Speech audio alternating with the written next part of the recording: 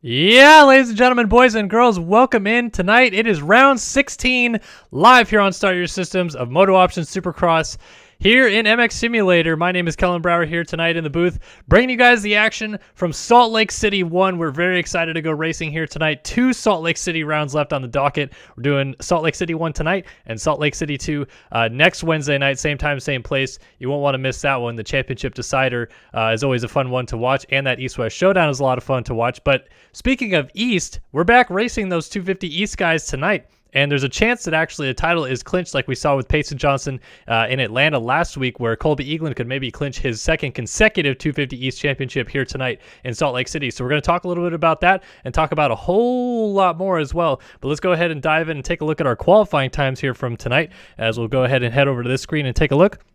But if we look at our qualifying time so far, it looks like Alexis Leclerc has gone fastest here tonight at a 52 flat to Braden Carter's 52.3. And a reminder, there's only 10 points between them in the championship hunt currently. So we're going to keep a watch on that. Of course, Payson Johnson, he just won that title on the West, so he's going to switch back over and race a 450 on the East here tonight. Chase Blakely and Jeremy Seabolt also in the mix as well. Tyler Lang, he is still mathematically alive for the championship, but tonight could mathematically eliminate him from the championship contention depending on where Carter finishes compared to him. If we look at those 250 East qualifying times, though, it's actually Luke Sullivan at the top of the sheets here tonight with a 53.5. We got Colby Eaglin on a 53.5 as well. Hubbard, Irvine, and Garrett all in the mix in those kind of mid 53 range. Oscar Manias out of Spain, he's here tonight. I like the flavor of foreign riders that we got in the mix up here with Canada's Colby Eaglin and Daniel Irvine there out of Great Britain, it looks like. So that's going to be exciting. But let's talk about this championship scenario. So first off, in this 450 class, Braden Carter coming into tonight with a 10-point lead over Alexis Leclerc. Further 20 points behind that, so 30 points off of Carter, is Tyler Lang. And as we know in this situation, he needs to be under 26 points from Carter going into the finale to mathematically stay alive, so he could see himself get eliminated tonight. But if there's also a terrible race for Leclerc, we could be crowning a champion in this 450 class tonight. We've seen Leclerc not make some main events earlier this year. Obviously, the incident earlier this year when he was DDoS was very unfortunate, but Carter will keep an eye out to see whether or not maybe he could steal this championship win here tonight in this 450 class. More likely, though, is this 250 East title being wrapped up tonight, as Eaglin holds a 20-point advantage on Jacob Hubbard in this series. He needs to be 26 points up on leaving this, so obviously he just needs to outscore Hubbard by 6 points here in this situation tonight. So we'll keep an eye on that very closely, like we monitored it last week with Payson Johnson in that 250 East division. So a lot to talk about in both of these classes here tonight, and we're just getting revved up and ready to go racing here tonight as we'll jump back into the server and take a look at an overhead view of this track, as I'll switch cameras here and we can look at this lovely Salt Lake City track here tonight, and we'll go full screen, as I got a couple different fun new things here tonight. Hopefully you guys are enjoying the look of the stream here tonight with a couple new things on the docket. But we're going to go 250 East heat race action coming up here. And I think we're actually only having heats, no LCQs for the 250 East guys tonight. There's only 23 riders that actually ran a lap. So that'll be interesting to see. Missed a couple donations. So first off, Braden Carter, $4.99 donation. He's trying to win that championship tonight, as mentioned, or perhaps next week. He's got that 10-point advantage on Leclerc. He drops in a $4.99. He says, "Go Braden, I love that guy." Well, we love you for the donation, as always. And Devon Davis also dropped in. Thank you so much, Devon Davis, for the $25 donation. Says, "I love you, Kellen, and I'm also swishing my best for Luke Sullivan and Braden Carter tonight in their main events." So I'm assuming that's wishing.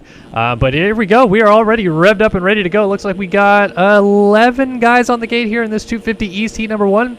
So we're getting set to go. Top 9, I think, transfer to the main event, but I think everybody's going through as well. Here we go. Salt Lake City 1 is off and running. Bit of a land rush from the inside. It looks like Hubbard's going to get to that corner first on the 11. And it's Hubbard through the inside of the turn. He's side by side with Trevor Spencer. And this is the first time we have seen these 250 East guys back in action in a long time. It was all the way back at Orlando 1 that we saw the 250 East riders go to battle. A lot of them moved up and raced the 450 class on the opposite coast, but good to see some faces that we've seen not only competing in the 250 East region, but 450 class this year, battling it out here as Hubbard leads the end of the first lap. He's got Trevor Spencer right behind him, and a bit of a tow, or a freight train, I should say, coming through these first couple sections. We got McIntosh, Jonathan Alexander's up in the mix. Chris Post inside of the top 5 with Seth Garrett right behind him. Benjamin Miljkovic is in 7th with Colton Hansen in 8th early on, and Rasmus Eriksson rounding out your transfer positions currently. Looks like we've got 12 riders currently circulating on the track. So again, going to be interesting to see how it plays out tonight, whether or not Race Factory Gaming President Jeremy Cohenauer elects to only do heat races and forego the LCQ. Might have some back row starters in this 250 East main event tonight. Maybe a couple, maybe 3 guys would start on the back row or so, but we'll see. Either way, Hubbard pulling away out front, and Trevor Spencer dealing with some pressure right now. He's got Rogan McIntosh on that 89 SwapMotoLive.com machine. Back behind him, McIntosh applying that early pressure right now to Trevor Spencer. Also tried to up the noise of the in-game bikes a little bit this week, so you guys can please let me know if that's too loud or maybe not loud enough. I felt like I was watching some broadcasts back after last week, and I just didn't feel like I heard the bikes quite enough. So if it's too loud, let me know. Okay, cool. Yeah, Cohenauer in chat drops by. He says heats are just being ran for gate picks. So all these guys will be headed to the main event, but it is essentially just a formality at that point. So we will have no last chance qualifiers, but these guys all fighting it out for gate selection as McIntosh is finally going to make that pass on Trevor Spencer. And he will set sail and try to catch his teammate, Jacob Hubbard, who has opened out a nice little lead here. Looks like it's roughly in that 3 to 4 second range already as McIntosh settles in. Actually 3.5 seconds exactly, so right in the middle there as Spencer crosses the line still in 3rd. Seth Garrett, he's in 4th early on that AEO Power Sports number 43 with Luke Sullivan on the Team Nami number 18 right behind him inside of the top 5. Shout out to Agris6 now. Once again, he's dropping by. He's dropping off donations like it's nobody's business. Thank you so much for the €10 donation, Agris. Always appreciate you dropping by and dropping some donos off. So hopefully you're having a good night as Sullivan's going to make the pass on Garrett, who had tipped over out of the corner. So he goes from that 4 spot back to the 5 spot, still ahead of Jonathan Alexander here in 6th on that EVP Kawasaki. 7th for Nick Tomasunis on the MXLocker.com number 999. With Chris Post, Wilson Fleming, easy scoop for Pulp Fantasy. I like it. Chris Post, I know him and Fleming are buddies, so I like it. He's got confidence in his guy, Flem Dog. And currently occupying 8th right now, Emmett Sund in 9th. And a reminder, all these guys will be going through to the main event, so it doesn't really matter at this point. Sund going down, he's going to lose 9th, but he's just going to fall back to 11th by the looks of it. It's Rasmus Eriksson in that 12th and final spot right now as I sit on the gate in warm-up mode. So all these guys just kind of jockeying for position. Back to our race leader, though, Jacob Hubbard on the number 11 SwapMotoLive.com. Picked up a podium at Atlanta 2 on a 450 just 2 weeks ago, so he was feeling the flow finally on that 450 machine and played a little bit of a spoiler in that championship hunt as we mentioned. But here tonight he is at the very least trying to keep the championship alive into that finale, the East-West showdown next week. Always an interesting event to see how the East and the West fare against each other really when they collide for the first time that we've seen them all year long. And things can get very wild in a hurry, like even your defending champion Colby Eaglin not making a main event, for example. So if Hubbard can at least keep the championship alive until next week, it's going to be in a lot better position to capitalize on any mistake like that. And a win would be huge tonight if he could manage to do that. McIntosh still here in the 2 spot, but he's going to tuck the front end, and Luke Sullivan's going to take full advantage of it. So our fastest qualifier on the Team Nami machine, he is looking for his first career Supercross victory here tonight. It's been a lot of the Eagland and Hubbard shows so far this year in this 250 East division. And Sullivan has been very steady, hovering right around that top 5 most of the year. So he's just trying to go one step further tonight. Maybe land himself on the box, maybe land himself on the top step of the podium. As Hubbard continues to circulate around the track here, let's go back and find somebody perhaps in the midst of a little bit of a battle here. These guys are all fairly close back here. Let's go up and find Jonathan Alexander on the EVP Kawasaki. We'll go on board with him here for a lap. You guys get a better idea of this track here tonight. It is pretty much identical to what we saw in real life on Saturday. I think mostly if they did any changes, all they did was just make it so that it was a little bit similar flow. Double in, table over, single out of the first corner, then triple into this corner, come out of this corner. Some guys I think will go over table right there, but he's going on, off, triple, and then he'll want to triple again right here. He's coming up short though, and that's going to be a legs off crash for Alexander, as he was pushing a little bit hard there and went for a triple where it maybe wasn't available there. Falls off the bike and gets up. So then he'll go off this Supercross triple at the far end of the stadium and into this final corner before the finish line jump, which we were kind of hoping to see. Maybe that wide open bowl corner right before the finish line was going to provide some unique opportunities for some block passing, perhaps in a final transfer spot situation this week. But this 250 East Division, not a lot of signups, which is eerily similar to what we saw in real life over the weekend. Nick Tomasunas back here was benefit of that crash from Alexander to close the gap down a little bit.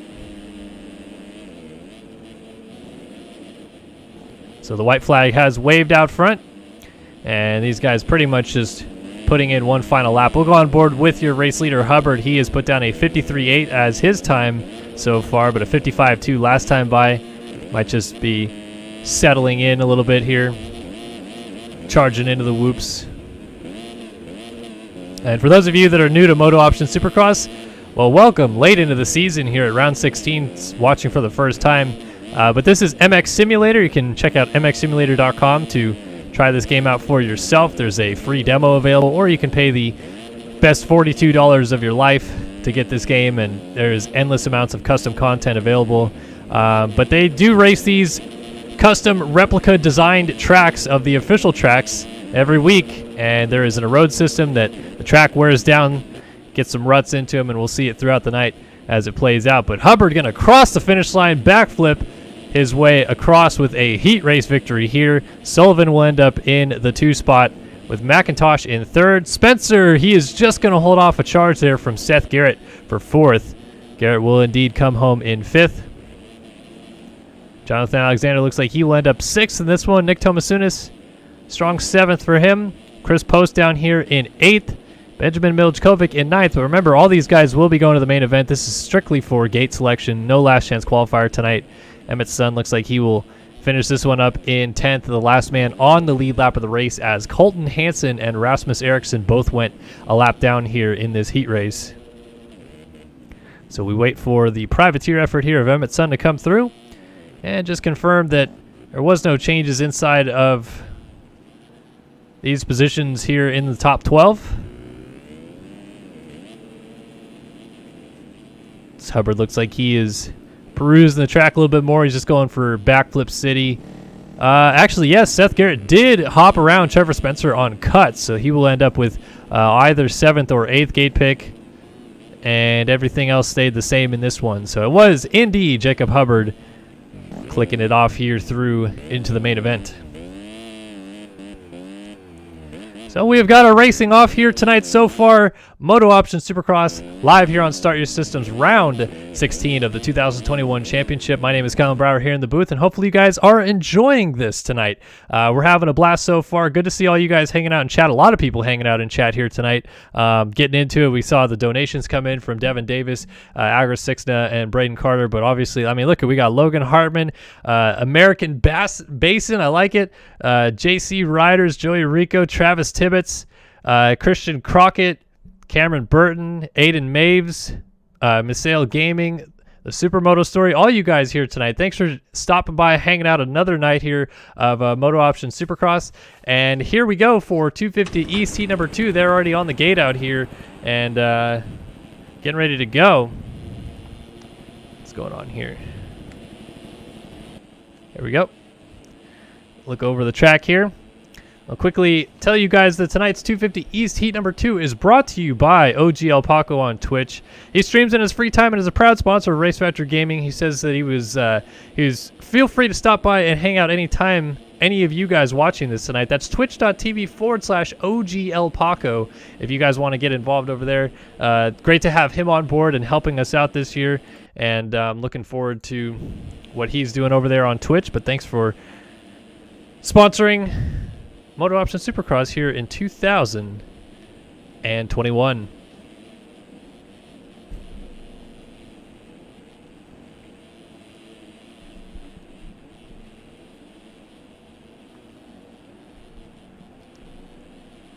All right, so here we go. 250 East Heat number 2 coming up next. And it looks like 11 guys will be out here tonight. So indeed, we will have a 23-rider main event. So one rider will start on that back row. No harm, no foul. And we also see our defending 250 East champion here, Colby Eagland, in this one. Joey Arico, $2 donation. Thank you so much for that.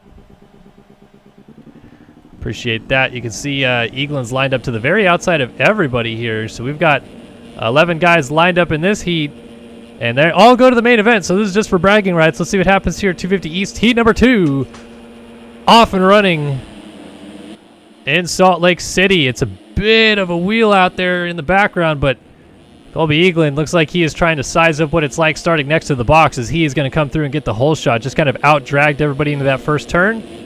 And it's Eagland ahead of Cochran.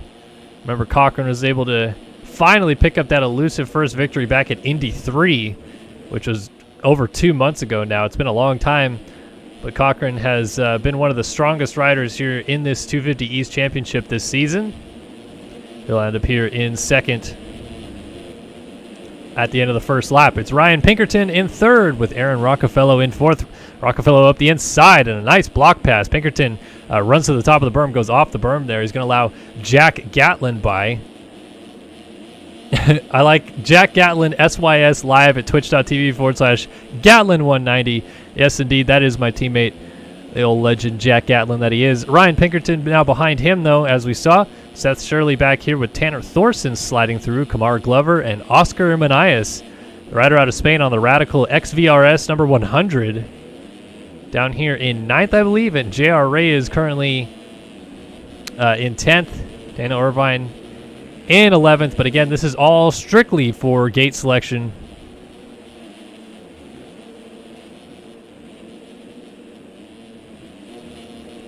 Ooh, back out front, and Cochran has managed to get around the number 1 of Colby Eagland, so we've got a fight on our hands out front. Eagland defending well from the number 1. Not sure, maybe there's a mistake from the defending champ, or maybe Cochran is simply feeling it here tonight. He's always shown his race speed has been next level comparatively to what we see out of him in qualifying. He's not always the dead right fastest guy in qualifying, but as soon as that gate drops, it seems like he can put in some consistent laps, and Eagland getting past here early on and now making a mistake. Had to go off the track there, and now he's making another mistake, losing a lot of ground right here, and Cochran is going to pull away a bit now.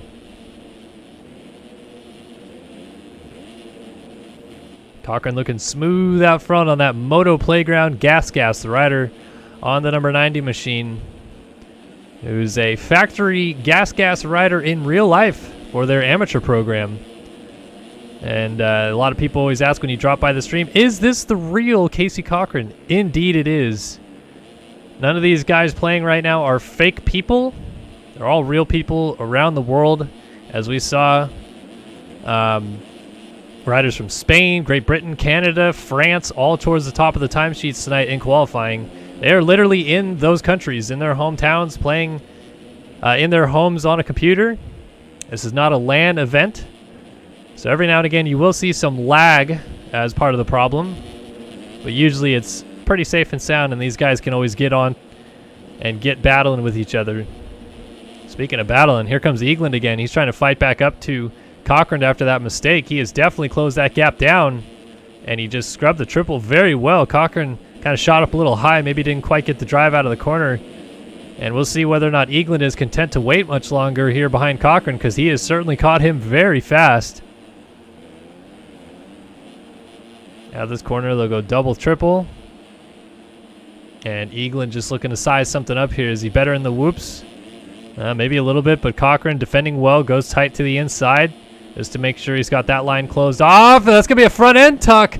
And off the side of the track, he and Eaglin both with a bit of a mistake. And now neither are going to be able to jump that Supercross triple. So Cochran, he first tucked the front end, and then Eaglin, reacting to it, kind of got into the side of him. And then he went down. Cochran went off the side of the track. They both got up at the same time. And wouldn't you know it, the battle continues on. Eaglin, a little mistake there, short on the midsection triple. Fantastic fight, though. And Eaglin, your defending champion, looking to clinch here tonight. He's trying to square off Cochran, coming down the main start straight here. Backwards down the start straight. Look at this inside move. And he gets the pass done. Little sneak attack there, late on the brakes, and Cochran, he's going to try to fight back up the inside. He shows him a wheel. Tremendous battling here. 250 East, heat number 2 at Salt Lake City. Oh, and Cochran, he's into the tough blocks. So now Eaglin is going to open that gap up, and Cochran will have to go back to work. Meanwhile, Ryan Pinkerton is still sitting behind these guys, waiting to pounce on the opportunity, just in case either of them go down. And the top 3 have opened up a sizable margin now on Aaron Rockefeller, who runs in 4th on the Moto Playground number 800. It's Kamar Glover in 5th. Jack Gatlin has slid back to 6th. J.R. Reyes is 7th. Oscar Manias in 8th. Seth Shirley is in 9th. Tanner Thorson is in 10th. And Daniel Irvine is in 11th right now. But he is putting the pressure there on Thorson. We got riders down. That's Manias down. And these guys, all 3 of these guys battling it out. Again, this is not for transfer spots right now. Everybody in this 250 heat race is going to the main event. And Irvine with a almost double takeout gets into the side of his teammate Shirley. And Shirley, he was not expecting that.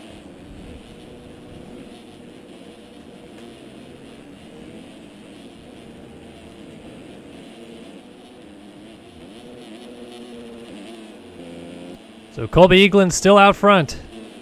And Pinkerton has now moved into 2nd, so Cochran, a little mistake here, has cost him a lot of time. And white flag about to come out for your race leader, Colby Eaglin. This is a 6-minute plus 1 lap heat race, so time has now expired.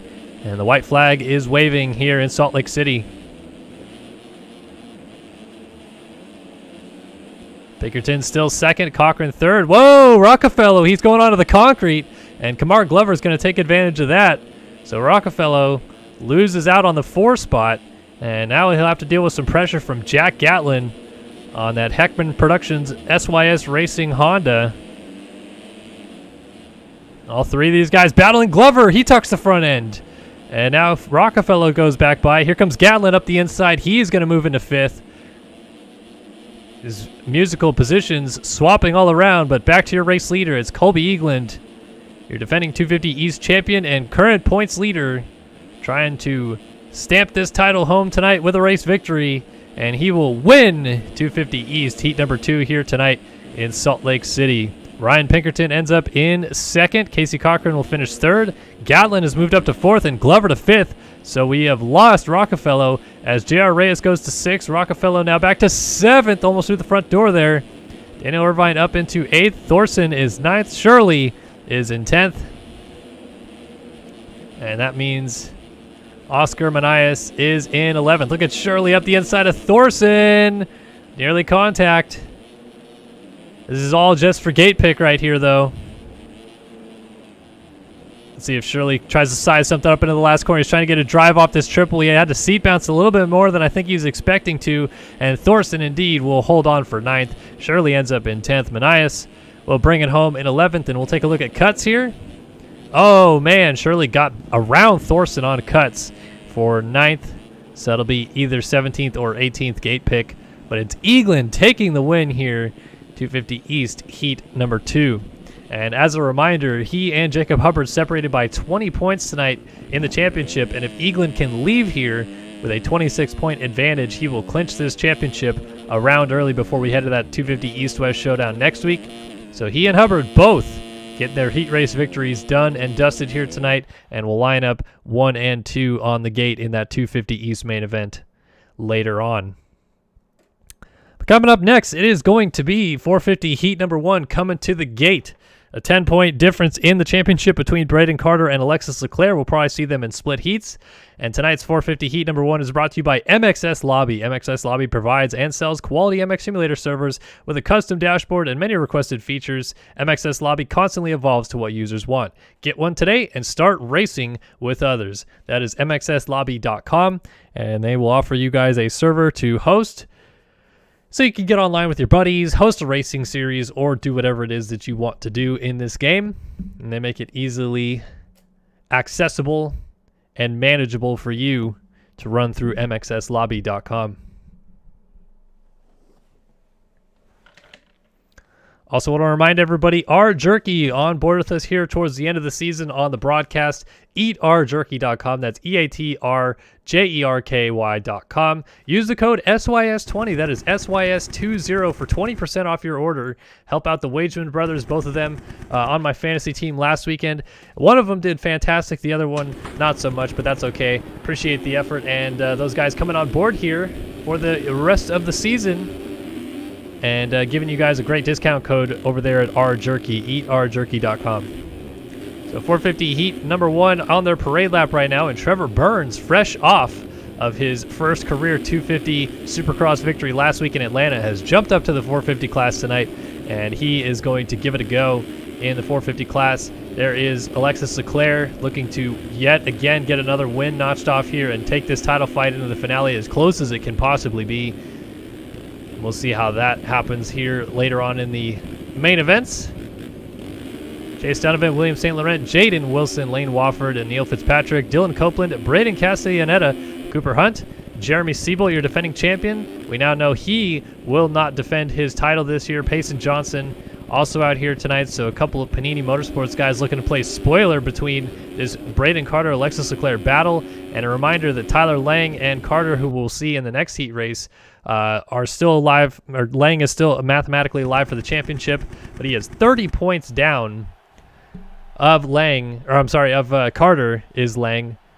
And if he does not get to within 26 points or less down going into the finale, he will be mathematically eliminated. So just a couple reminders there. But here we go, 450 heat number 1 on the gate, top 9, transfer to the main event. Let's find out who they are as we drop the gate again in Salt Lake City.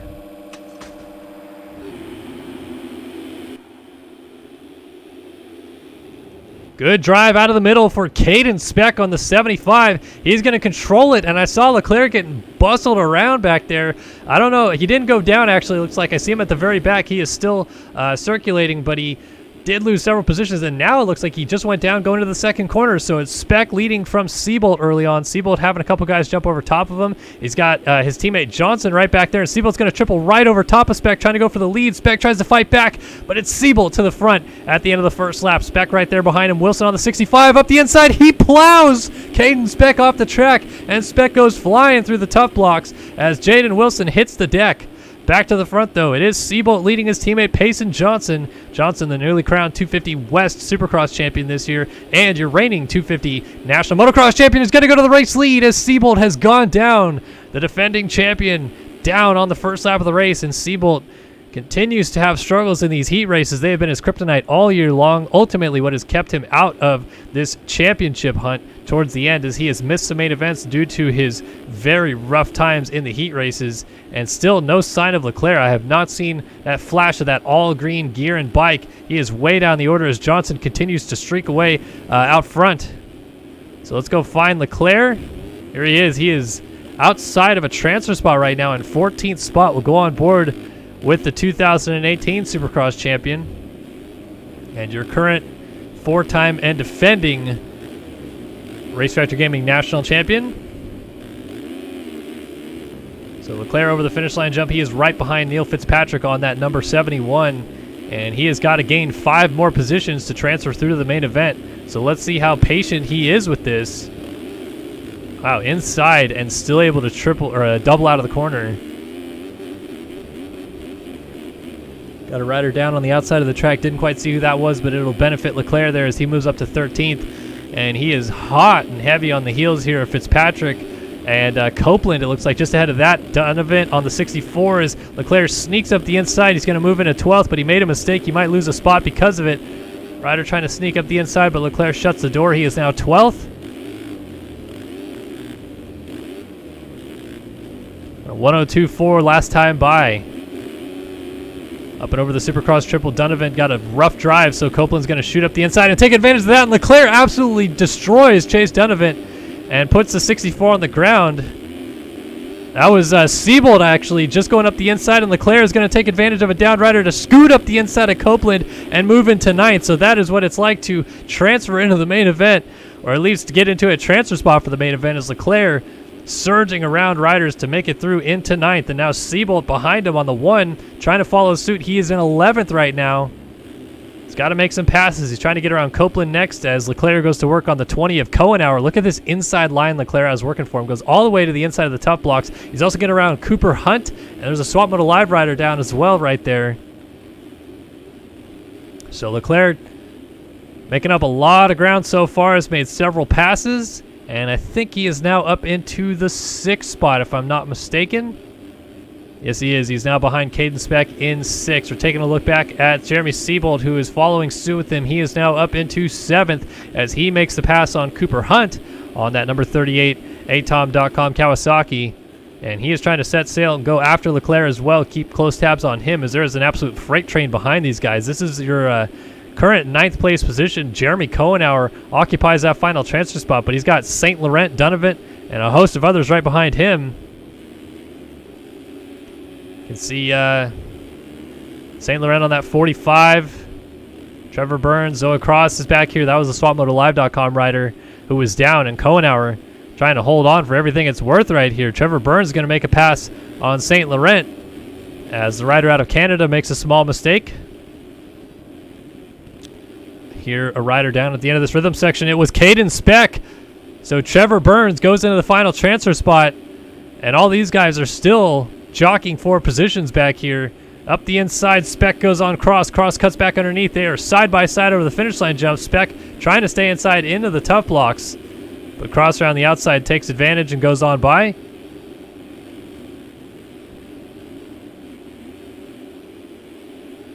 And these guys are still fighting it out as Trevor Burns has caught up to Jeremy Kohenauer. He is trying to get around the number 20.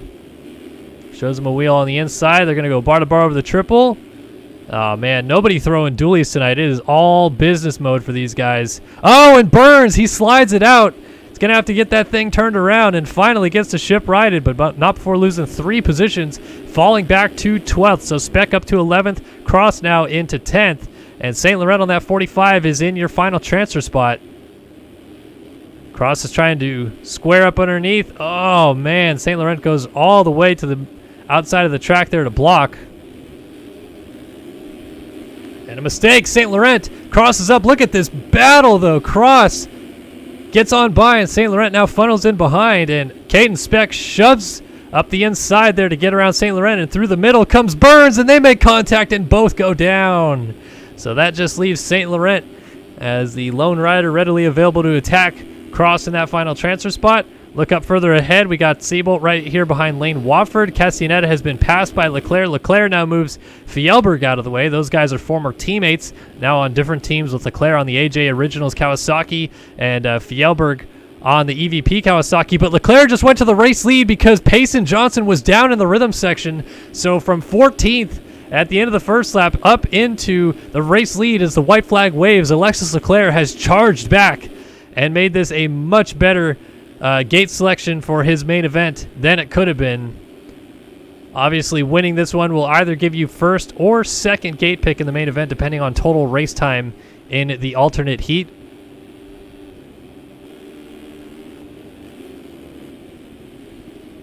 But Leclerc has come from way behind to get to this position. A little mistake here. That's going to cost him some time. Does he still get the triple out?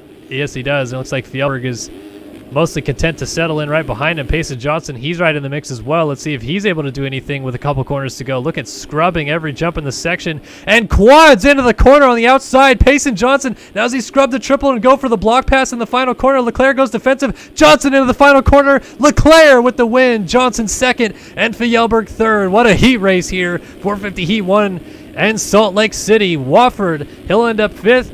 Cohenauer crosses the line 6th. It was Hunt 7th, Seabold 8th, and St. Laurent does indeed hold on for 9th in this one. Fitzpatrick, the first guy ahead of the LCQ out of this one, with Cross joining him, as well as Chase Donovan, Caden Speck, Jaden Wilson, and Trevor Burns back here as well. That's going to be a pretty stacked 450 last chance qualifier, but a tremendous job by Leclerc to end up coming through and taking the win in this one. A closely contested battle, but it is Leclerc from Johnson and Fjellberg in the end after cuts. It looks like Cohenauer got around Wofford on cuts, and Seabold got around Hunt on cuts for 7th, but the top 9 riders actually all stayed the same. They are all headed to the main event as St. Laurent rounds it out there. And a crazy battle to the finish line between Payson Johnson and Alexis Leclerc. Always love seeing close action like that here in MotoOption Supercross, especially when it is for the race victory.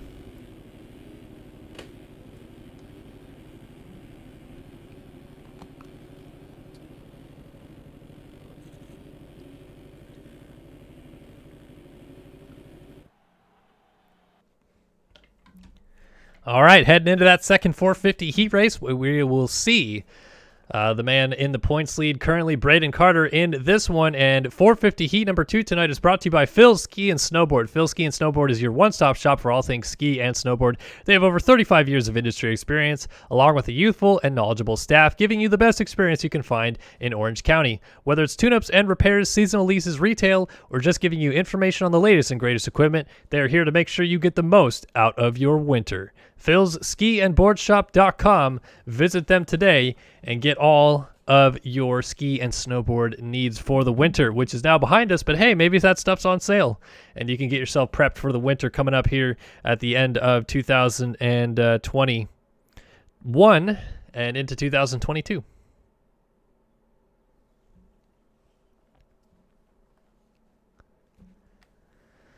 All right, getting ready to go here. 450 heat number 2 at round 16 of the 2021 MotoOption Supercross Series, Salt Lake City 1.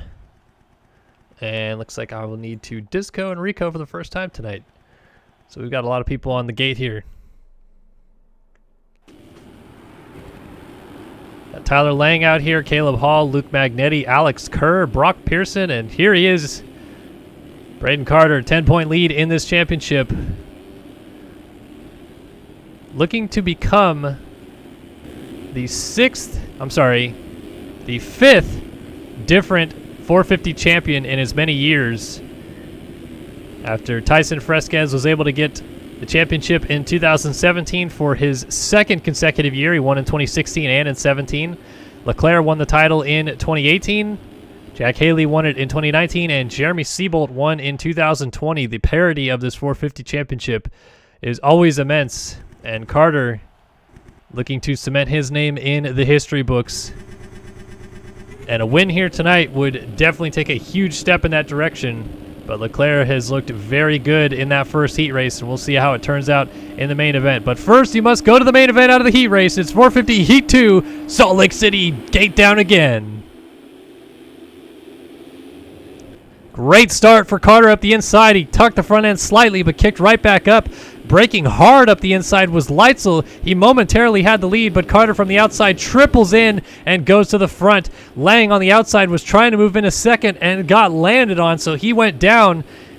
And he is now going to be way back here early on, although Carter has got a nice lead established already as Sean Klein settles into the 2 spot. It's Devon Davis in 3rd. Alex Kerr is in 4th. Trent Adams in 5th. Logan Leitzel is in 6th. Austin Bear 7th. Brock Pearson 8th. And Carpenter in the top 9 at the end of the first lap. Back to our race lead, though. It's Carter out front, trying to pull away early. And if he can just put in some clean laps and win this thing no problem from the front, I'm almost certain with Leclerc having to go from 14th to win his heat race that his total race time would be lower, I guess depending on the lap times that he's able to put in, but that would ultimately result in him getting first gate selection, which it seems like we're going to see the whole shot come from somewhere more in the middle here tonight as guys are trying to just out-jump everybody into the first turn and then late break and just get to that inside enough. Carter went a little bit too deep, but still is able to triple on out of the first corner, but if he does that again, Be curious to see if Leclerc would sneak up the inside and push him wide into that second turn. So early in the running, Devon Davis with a good start. He's in second here. He'll be excited about that good start. He has had up and down season with starts so far this year, but a good one here in this heat race as Leitzel up the inside of Kerr gets back into third. These two having a very close battle.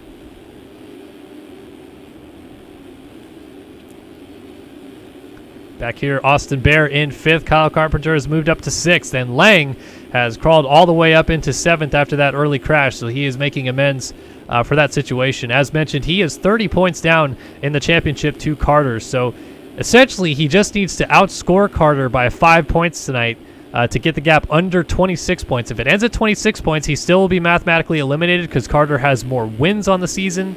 So even if they tied at the finale, Carter would still get the tiebreaker. So he needs it to be 25 or less. So he just needs to outscore Carter by 5 points tonight, and he will stay alive for that championship finale next week at Salt Lake City again. But off to a bit of a rough start here tonight with an early crash in the heat race and having to charge his way forward. He's now up to sixth, so he's in transfer spot, but definitely not an ideal gate selection from there. So Carpenter settles in behind him in seventh. Caleb Hall now runs in eighth, and Jordan Olson has moved into the final transfer spot. He's got Matthias Janis right behind him on that Moto Playground gas. And these two are working on settling it for this final transfer spot with a couple riders still in the mix behind them.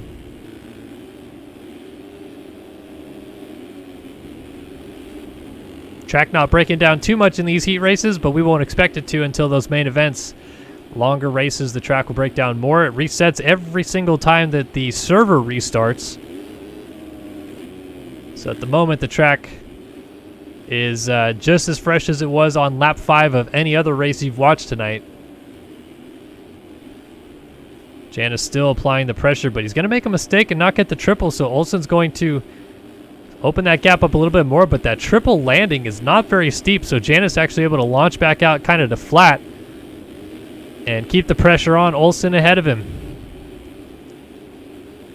Good battle here, the 291 of Olson and the 130 of Matthias Janis, with Sean Klein lurking in the shadows behind these guys. He's bringing Brock Pearson with him.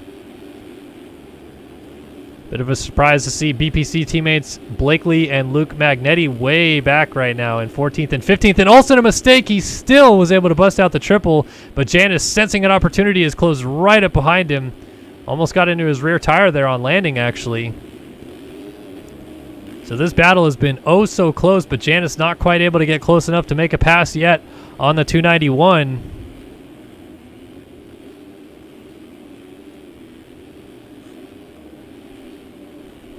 As we are just about a minute and a half left to go, plus a lap into this one, and Olson goes to the inside and tucks the front wheel, so Janis goes by. Here comes Sean Klein. He's trying to make the pass as well. He shuts the door on that number 10 Evergood Husqvarna and moves into 10th to match his number, but he's got to go one better to get it into the main event here tonight, so he will put his target on Matthias Janis ahead of him and hope that he can get there. As down in the background goes Jordan Olson as he lays it down hard in the whoops. We got a crazy battle going on ahead of this. Oh, 4 riders mixed together, and Carpenter gets together there with Austin Bear, and they both go down. Janis is going to go by, and Sean Klein as well. So Klein, oh my goodness, that was close. I think that just moved Brock Pearson to the final transfer spot. Yes, it did. He is now up to 9th. So Carpenter and Bear, who just got into it together, now have to try to train together to get up to Pearson, and Carpenter goes down again. So Pearson now all alone as Klein dealing with a bit of a battle here with Devon Davis. So Davis must have gone down as well. Janis is now up ahead of him as the positions continue to shuffle here. 450 heat number 2. All these guys still clean in transfer spot, but it's getting a little bit more dicey as we go back to our leader, Braden Carter, and he is just set sail out front, 14 seconds ahead of Alex Kerr, on his way potentially to a faster heat race. And I'll tell you what, he's actually going to get one extra lap in this heat race than the 450 riders did. They only did 8 laps in theirs, and he is on lap 8 right now, but there's still one more lap to go as time just expired. So Carter almost certainly now will be first gate selection, as they had a faster heat race to get back to the flag after 8 laps. Kerr still in second, with Leitzel still holding down third. Caleb Hall has since moved up to 4th, and he's got Tyler Lang trying to close up behind him in 5th, and Lang is bringing Janis with him, so Matthias Janis has methodically worked his way into a good position here and is now knocking on the door, potentially getting into 4th if he can make the pass on Hall and Lang. So got, I think that's Klein just behind these guys on the 10, or is that Davis? It's either Klein or Davis. Can't quite see. I think it might be Davis still, actually. Mistake, though, for Lang, and here comes Janis up the inside. Nice pass for the 130 on his teammate.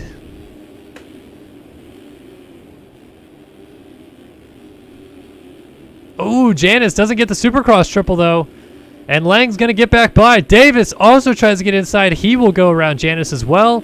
Now Janis going to try to fight back, but will elect to back out of it coming into the next corner as they drag race back down the start straight. Davis goes defensive. Janis swings out wide. They cut back up underneath. As up front, Braden Carter's got a turn to go. And this is exactly how he wanted to start his night off, as he takes the win in 450 heat number 1. Looks like Kerr will be 2nd, Leitzel 3rd, Hall 4th, Lang is 5th, Davis is in 6th. This battle continues to rage. Can Lang get another spot? Could Davis get around Lang?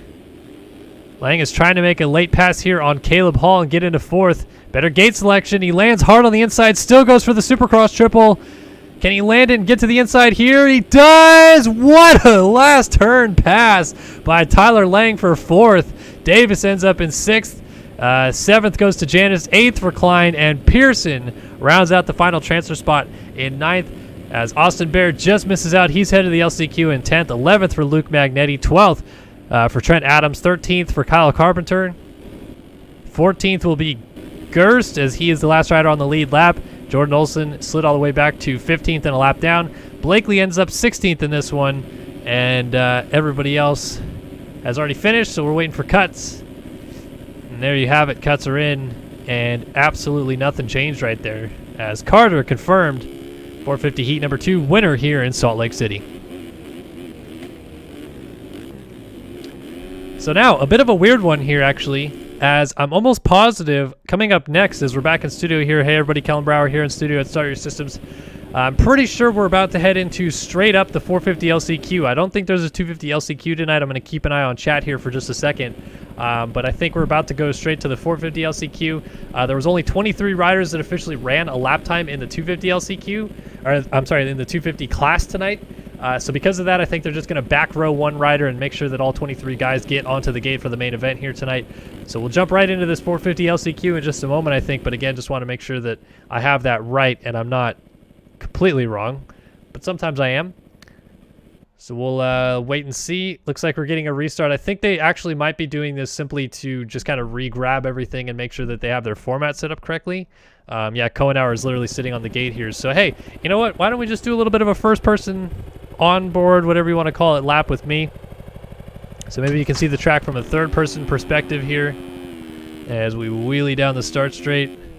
So into this first turn, it's a kind of swiveling 180 left. And out of this one, you're going to see guys probably triple onto that table, but they'll double in on a regular lap, come through this section, and you go double, table over single, triple into this corner, come out of this corner. You'll step on, step off, and then they'll go triple through here. Oh, I'm not going to get too deep into the lap, I guess, as we get this restarted.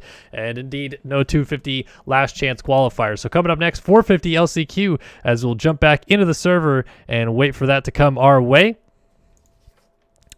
But again, 450 Last Chance Qualifier tonight is going to be brought to you by Racetech Suspension. It's Chris Riesenberg's favorite race of the night as always, so we always have to give it to Racetech.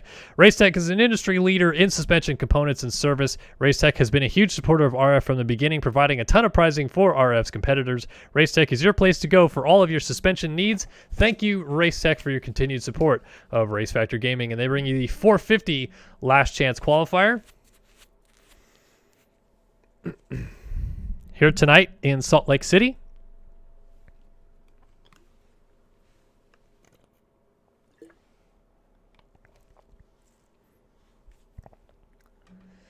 Good to see everybody still hanging out in chat. Glad to have you guys all with us here tonight as well. Appreciate the continued support of this series, and a lot of the guys we just saw in that heat race are now going to be in this last chance qualifier. And heck, this night's actually going by pretty quick. We're not even an hour into the stream, and we're going to be into the main events probably before we're fully an hour into the stream. So that's sometimes what happens when you don't have a last chance qualifier mixed in, I guess.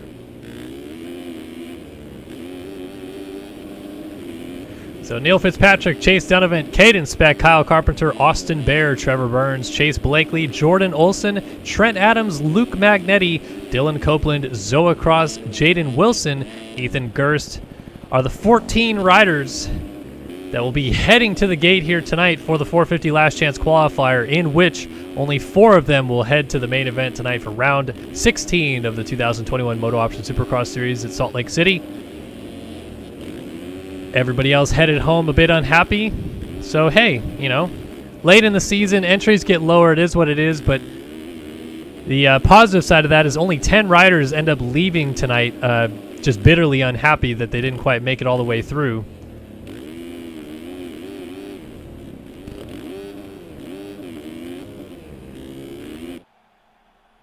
So here we go, 450 last chance qualifier coming up. 5 minutes plus a lap. Top 4 transfer through to the main event to make up our 22 rider, 20 minute plus 1 lap main event coming up here a little bit later tonight.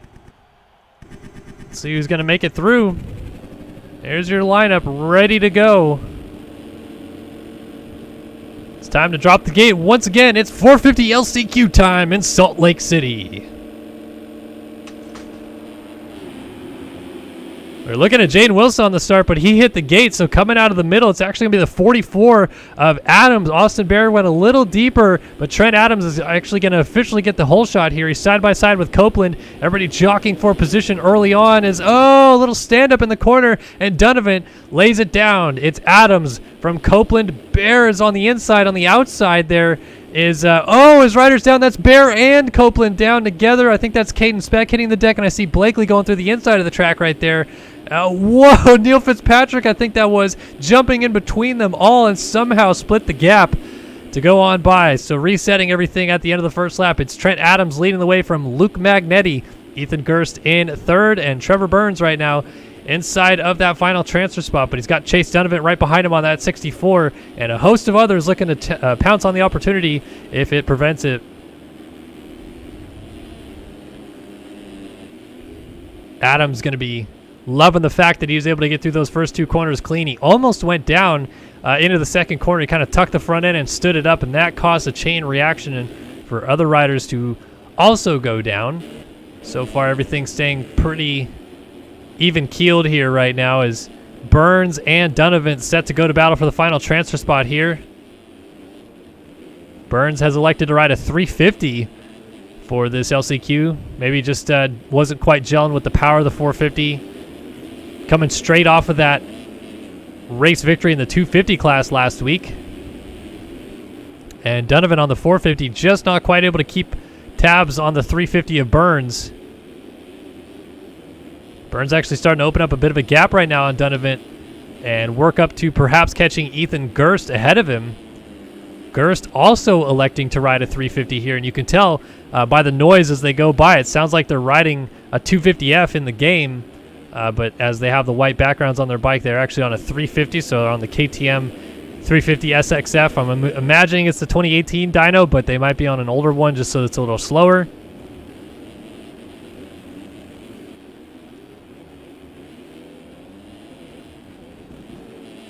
Burns laying it out on the triple, and he has definitely closed that gap down in a hurry to Gerst ahead of him. So starting to feel the flow on that 350 a little bit, and our top 4 have opened up a nice little gap for themselves, and they're in a bit of a freight train right now, but if they were to get together, you still have Chase Donovan lurking back there. Just landing off the triple in the background, heading into the whoops now behind these guys. Ooh, mistake for Gerst, in and out of the inside. You could hear Donovan just ripped across the start straight right there, giving that YZ450F every bit of the throttle that it has. Burns is definitely keeping it close here on Gerst, but he's not quite close enough to make something happen. Meanwhile, Magnetti He had temporarily at least closed the gap down on Adams, but then he made a slight bobble right there. And now Gerst is closing up on him. So these guys are just kind of according together right now. Look at this four-rider train right now at the front. And they are currently all in a transfer spot, but it is one of those situations where it's dicey. You make a little mistake, or someone in front of you maybe makes a small mistake. You hit their back tire like that. Look at that. Adams lays it down out of the race lead. Does he get up in a transfer still? Yes, he does. But here comes Donovan. And they all swarmed around him quite nicely in the end. And Donovan suddenly right back on his tail. Trying to show him a wheel. I think that was Speck in the background as well. Donovan, might he go inside here? No, Adams goes to shut the door. Donovan slides it in around the outside. And it is, I believe, Caden Speck in the background as these guys... Oh, mistake. Burns was trying to get around Magnetti. He went off the track. Don't get landed on, Sunshine. That would have been a bad move. So again, now our top 5 are separated by just a few bike lengths each. So it's Magnetti, Gerst, Burns, Adams, Donovan, your top 5. And only 4 of these riders will be going through to the main event. And Caden Speck is also sitting back there licking his chops in case these guys all get together. Oh, Burns, a mistake. He's going to have to double the triple. Goes to the inside to play defensive there, but he's not going to get a great drive out of the corner, so Donovan's going to see that and close right up again. And it looks like we've lost Caden Speck, so now it's just these 5 riders to decide it. Burns has to take a deep breath here and settle back in. Time has just expired. So our leader will get the white flag this time by. Burns is all over the back of Trent Adams for 3rd, but it's Donovan we got to keep an eye on in 4th. Can he benefit? Look at this. Burns up the inside. Whoa, what a move. And here comes Donovan around the outside. Does he go for the move right now? No, not quite. That might have been his chance, though. Let's see if he gets any closer in these whoops. No, actually getting kicked around a little bit. Oh, nice job to corral it by the end, but definitely was getting sideways. Burns again! Oh, but he's going to get the triple this time, I think. He had cased the double in and got all kinds of sideways. And now he's getting all sideways here. Can he get the triple here? He's going to case. Here comes Donovan into the final transfer spot. Trevor Burns has blown it in back-to-back sections, and that might cost him the transfer. Adams still right ahead of Donovan. Here comes Burns. He's quadding into the outside, into the final corner. Donovan's right behind Adams. Out front, it's Magnetti with the win. Oh, and Burns lays it down. Donovan goes to the main event tonight with a last lap pass as Burns back-to-back sections where he made a small mistake and it ultimately cost him. Unbelievable finish. So just to reiterate, it was Magnetti with the win. Gerst there in 2nd, Adams in 3rd, and Donovan 4th as cuts come in and prove that the top 4 will remain the same. Behind that, it was Burns, Blakely, Fitzpatrick, Olsen, Copeland, Speck, Carpenter, Wilson, Cross, and Bear right there, who did not make it through.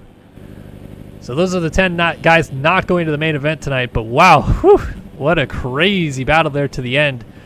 Between Donovan, Trent Adams, and Trevor Burns going into that last corner pretty much all together.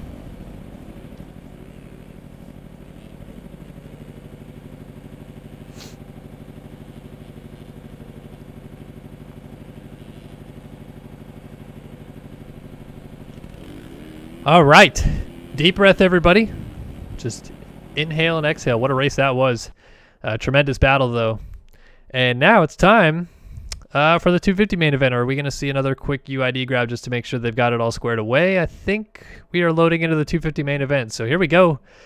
Ladies and gentlemen, boys and girls, it is round 8 of the 2021 250 East Championship. Payson Johnson on the verge of clinching his 2nd consecutive 250 East title tonight.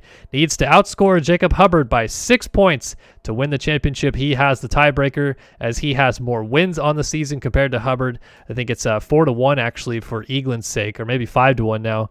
I think it's 5-1 actually, yeah. So Eagland has been better than Hubbard this year, and thus has the tiebreaker option available to him. So he just needs to get 6 points or more on Hubbard in this main event to clinch the 2021 250 East Championship for the second year in a row. And it's all going to be brought to you by Underground RC tonight, the leader in radio-controlled fun, on-site indoor off-road track, and carpet track with a large in-store RC selection. Visit urcraceway.com and check out their line of stuff, components, and other things for your RC car, or just visit the track yourself if you live anywhere in the area of Clay, New York. You can visit Underground RC and support the people who support us.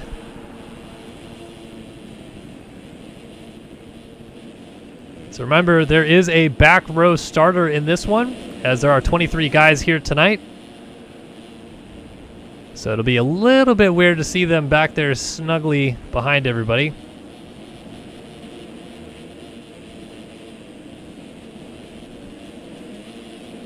But this man looking to get actually quite a rare accomplishment. There's not been a whole lot of back-to-back 250 Supercross champions in their same coast over the years.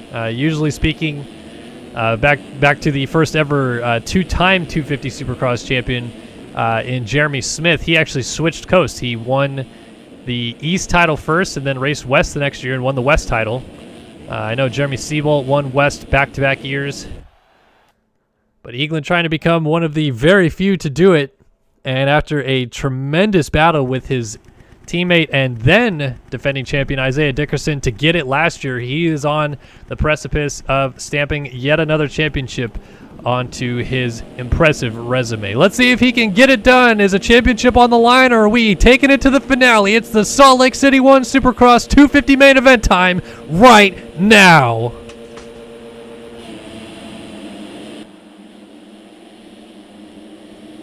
Land rush into the first corner, and Eaglin does get there first and controls it out. Colby Eaglin, hole shot in this main event, and he will have a little pressure from any of his championship rivals close behind, as early on it's Pinkerton and Seth Shirley in the mix. Trevor Spencer comes through in fourth, and I'm trying to find Hubbard on the top of the timing sheets, but I do not see him just yet. I think he must have been involved in an early crash, as Eaglin already opening up a bit of a gap out front at the end of the first lap of the race. Still have not quite seen Hubbard go by yet, unless he has made some quick passes to get inside of the top 10. He is buried. Yeah, actually, I just saw his name. There it is, 20th, 21st. Hubbard dead last pretty much at this point for him. Not quite dead last, though. 23 guys, and down goes Eaglin out of the race lead. Colby Eaglin down in the whoops as he hits the deck, and Trevor Spencer goes to the front. We got another rider going down in the background. And oh boy, we've got a race on our hands now.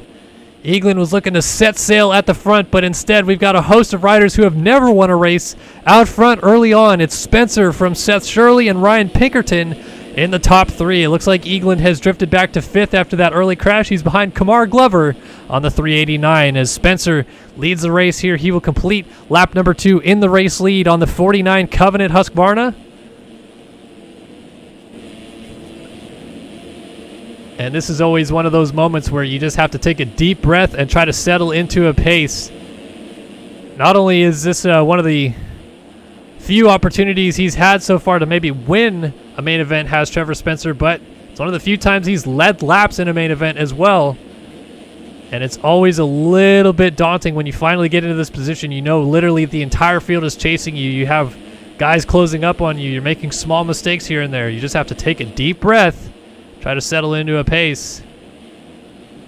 But it's Spencer and Shirley. A mistake out of Seth Shirley is going to allow Ryan Pinkerton up the inside, but Shirley jumping deep into the corner. Defends nicely there. Pinkerton going to try to fight back on the inside, and they both go down. They're in a bad spot there for Johnson, though. Oh, I'm sorry, Eaglin, and Eaglin able to go by just by the skin of his teeth on the left side of the track and moves back into second place.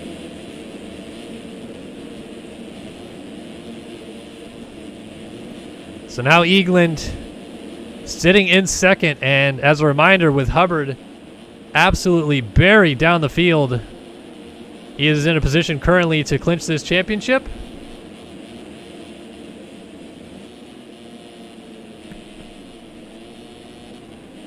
And Eaglin is going to set his sights perhaps on closing up on Trevor Spencer for the race lead.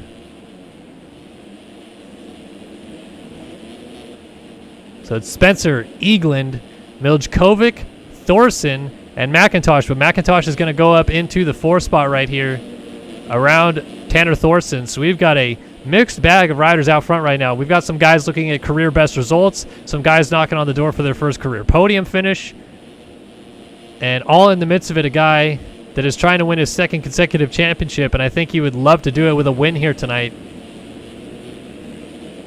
We'll see how it plays out, though. McIntosh and Thorson having a close battle here. J.R. Ray is behind them with Seth Shirley drifting further back.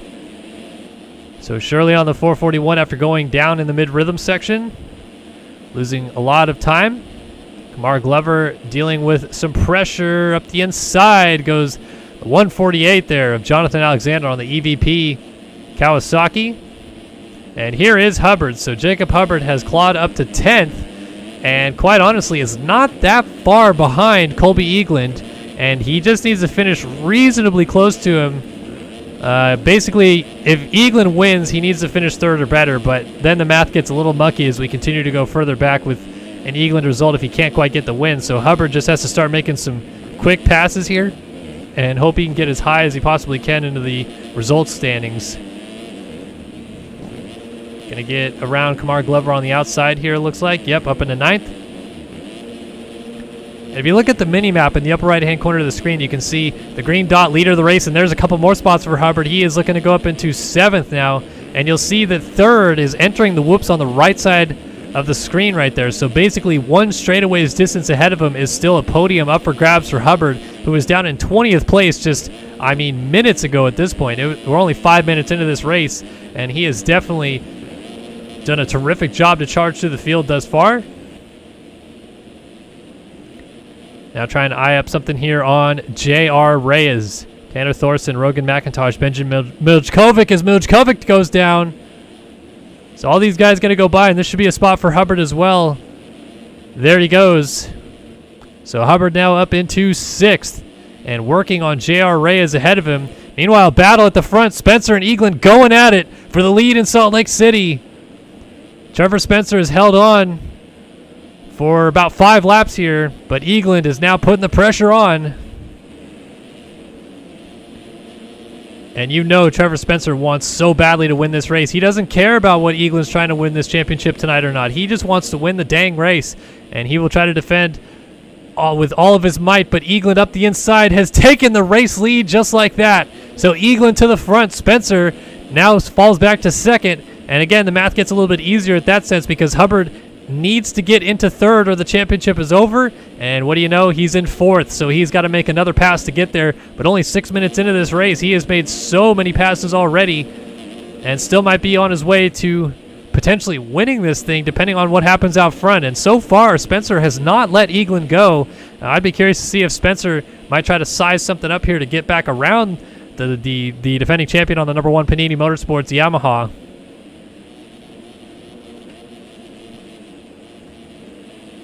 Eagland, remember, he went down in the whoops on the first lap. He looks a little bit cleaner through them this time.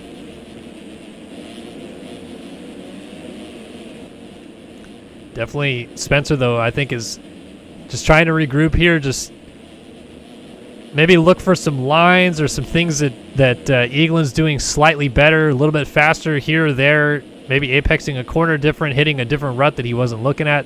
Just things like that you got to try to pick up on.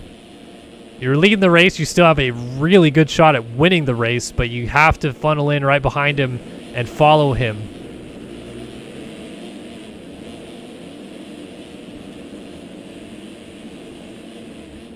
And another thing that's going to come into play here that we really didn't have too much of in Atlanta because of the length of the track is, of course, lapped traffic as we're coming up to the halfway point of this main event, and Eagland out front will hit lapper soon. So while we have a moment, let's go ahead and do a quick run through the field here at the halfway point of this main event, brought to you by R Jerky. EatRJerky.com. Use the code SYS20 for 20% off your order, and to bring you this run through the field here tonight in the 250 East main event at Salt Lake City. It's Colby Eagland, Panini Motorsports number 1. Out front in the number 1 position, it's Trevor Spencer on the Covenant number 49. Running in second, Rogan McIntosh on the SwapMotoLive.com number 89 runs in third, and Jacob Hubbard on the number 11 SwapMotoLive.com effort runs in 4th. Tanner Thorson on the Pro Line Designs, number 410, is in 5th. 6th for Aaron Rockefeller on the Moto Playground, number 800. 7th is Daniel Irvine on the atom.com, number 96. And it's 8th right now for Ryan Pinkerton on the number 395 AEO Power Sports machine. 9th right now for Seth Shirley. 9th right now for Seth Shirley on the atom.com, number 441. And we got a gaggle of riders going down right now, so moving temporarily at least into 10th. Though not for long, up the inside goes J.R. Reyes. Well, they're battling it out here. Battle for 10th is hot and heavy. J.R. Reyes gets cross-jumped McGee there by Seth Garrett, who is in 10th on the number 43 AEO Power Sports machine. 11th for Oscar Manias, rider out of Spain on the Radical XVRS, number 100. 12th for Benjamin Miljkovic on the Privateer, I don't know, Privateer I guess is how he's trying to say that. 852, but he's going to get past, the 862, but he's getting passed by a couple riders after getting punted off the track. So J.R. Reyes actually goes temporarily back into 12th on the Covenant, number 552. We've got Colton Hansen in 14th on the AEO Power Sports 821. 15th for Jonathan Alexander on the EVP, number 149. 16th for Emmett Sund on the Moto Playground, number 520. 17th is Casey Cochran on the Moto Playground, number 90. 18th for Nick Tomasunis on the number 999 MXSoccer.com machine. 19th for Luke Sullivan on the Team Nami, number 18. And 20th is Jack Gatlin on the number 369 Heckman Productions SYS Racing Honda, as he's about to go a lap down there as Eaglin goes by. 21st for Chris Post on the Wilson Fleming Easy Scoop for Pulp Fantasy, number 319. And Kamar Glover holding up the caboose in this race on the number 189 Suzuki. That's been a run through the field brought to you by R Jerky here in round 8 of the 250 East Championship. And Eaglin is in lap traffic hell right now. He's got so many riders around him trying to make some quick passes and get away. Look back and I still see Trevor Spencer back there. I also see that Hubbard has chunked a lot of time out of the 189 of Rogan McIntosh ahead of him, trying to get into 3rd and keep this championship alive. Remember, if Hubbard can just finish 3rd, it doesn't matter if Eaglin wins this race. If Hubbard finishes 3rd, the championship will stay alive for one more round, though it is a 25-point deficit at that point for Hubbard, which is almost insurmountable, pretty much to the point where basically as long as Eaglin makes the main event next week, he will go into the record books as a defending champion. But down went the 189 of McIntosh, and Trevor Spencer also hit the deck. So up to 2nd, just like that, goes Hubbard on the SwapMotoLive.com number 11. And as such, he is now looking at a 23-point deficit, which is still huge, but it's definitely a little bit better than a 25-point one. And we'll at least keep the championship picture a little bit more interesting here with a couple rounds to go. Actually, after this one, only one round remaining.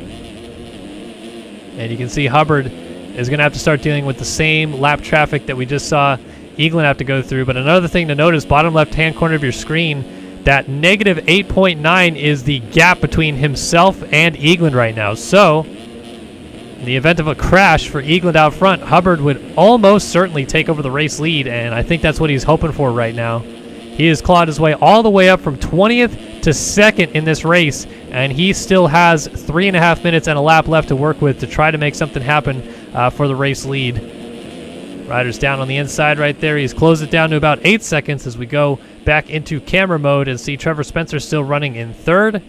McIntosh back here sitting in 4th, and Tanner Thorson rounds out your top 5. But let's see, how is Eaglin faring with the lap traffic so far? He's got riders ahead of him, right side of the whoops right there.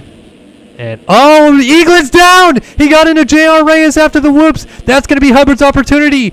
Hubbard is not there. Here he is. He had just gotten there. He's dealing with lap traffic as well, and now we have got a race. Eaglin with less than 3 minutes and a lap to go hits the deck. Here is Hubbard right behind him now. And the two championship combatants are now 1 and 2, nose to tail in this main event, and a win tonight for Hubbard would be a huge help. It would pull it from a 20-point deficit back down to 17, which is still big, but it is so much more of a different picture with the East-West showdown coming into the fray at the final round. And Eaglin could easily get himself caught up in a lot of trouble, especially in the heat race, which is basically this main event all stacked together and the top 9 go through. Then you have a combined LCQ. You never know what could happen there. And working through lap traffic right now, JR Reyes moving out of the way for Eaglin. Hubbard trying to go up the inside as well. Reyes moves aside. So we have got under 2 minutes to go before time expires. And then that last lap coming into play. Hubbard has definitely got his eyes set on Eaglin ahead of him, but he's losing a little bit of ground. Can't quite tell if that was due to the lappers and maybe Eaglin got through them just a little bit cleaner, or is Eaglin upping his pace now that Hubbard is closed up again. But now look at, now Hubbard's in free air, and just suddenly like that, he's closed up, but he's going to go through the front door on the triple. He got a kicker, and he goes down. Jacob Hubbard hits the deck. Unbelievable turn of events, and that allows Spencer to go back by. Where is McIntosh? He is just going over the triple now, but Hubbard has drifted back to third.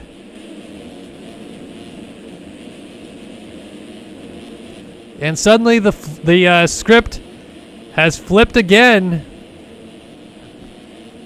Hubbard has got to get around Trevor Spencer, but I think he's still just hoping something happens to Eaglin. Eaglin this time by should be looking at 2 to go. And Trevor Spencer is still in this thing with a shot at winning the race. He is just jumping into the back, in the background there. Eaglin looks like he is playing it ultra safe as Ryder's rolling the triple ahead of him. That can always be dangerous. And yeah, with under 30 seconds now left on the clock, this is almost certainly 2 laps to go for Colby Eaglin. Time will expire next time by. And Eaglin looking for what I believe will be his 6th win of the season. Here is Spencer, and Hubbard now closing up behind him. Luke Sullivan is the lap rider between them on the 18-team NAMI effort.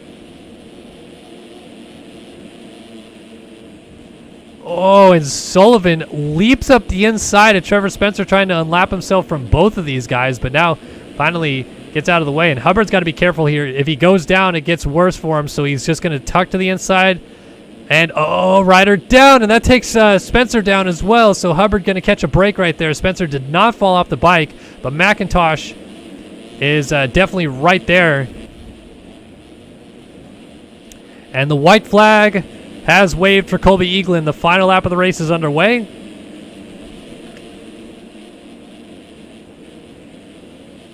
And Eaglin just has to get through these final couple of sections cleanly, and he will be good to go. He's got a couple lappers still just ahead of him, but I think he's going to be okay. And again, this will be, I believe, his 6th win of the season, extending his championship lead out to 23 points with a round to go. So basically just needs to finish in the top 20 at the finale, and the championship will be his. But Eaglin, valiant effort to charge through the way that he did. It's just not going to work out in his favor in the end when he had a shot maybe at winning the race, and it was oh so close. But in the end, once again, even after the long break, he's still in tip-top form. Colby Eaglin takes the win here tonight in Salt Lake City. Oh, Hubbard's down! Here comes Spencer, and here comes McIntosh. This is going to be the championship. Unbelievable. Last turn, Spencer gets around. Oh, wow. McIntosh lets his teammate back by to keep the title alive and gives up a podium. Hubbard crosses the line third and stays alive for the championship thanks to his teammate, McIntosh, allowing him by. That was going to be the championship clincher right there, and it still might be. That's a 4/10 of a second gap between his teammate. Cuts could definitely come into play here for this championship. All right, so behind them, it was Thorson with a very, very strong 5th place finish. Seth Shirley ends up in 6th. Irvine 7th. Garrett 8th. Rockefeller 9th. Pinkerton 10th. Manias 11th as we look through the field here, but I want to look at these cuts. Let's see them. Wow, and it does stay the same. McIntosh actually had more cuts than his teammate. And because of that, we go to the finale with a championship not quite clinched just yet. Hubbard did just enough to keep this thing alive, and it's a 25-point deficit, which means he needs Eaglin to not make the main event next week. The second Colby Eaglin qualifies for the main event, he will get at least 1 point for starting the main event and will thus clinch the championship right then and there. But the championship remains still by the slimmest of margins alive with 1 week remaining in the season. Unbelievable. But Eaglin gets it done again here tonight, and he has certainly done everything he needed to do to win this title. But it just didn't quite play out in his favor when the checkered flag finally waved. And he'll head back to the semi and think about that one. Hubbard is going to be thanking his teammate McIntosh for the generosity there, as McIntosh willingly gave up a podium, which they don't come by all that often, and allowed his teammate to go by.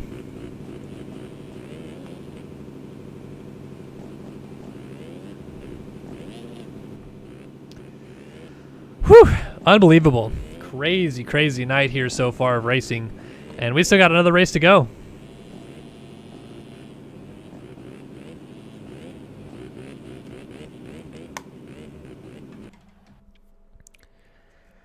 All right, so 450 class coming up next, and tonight's 450 main event is brought to you by MotoOption Clothing, founded in 2005.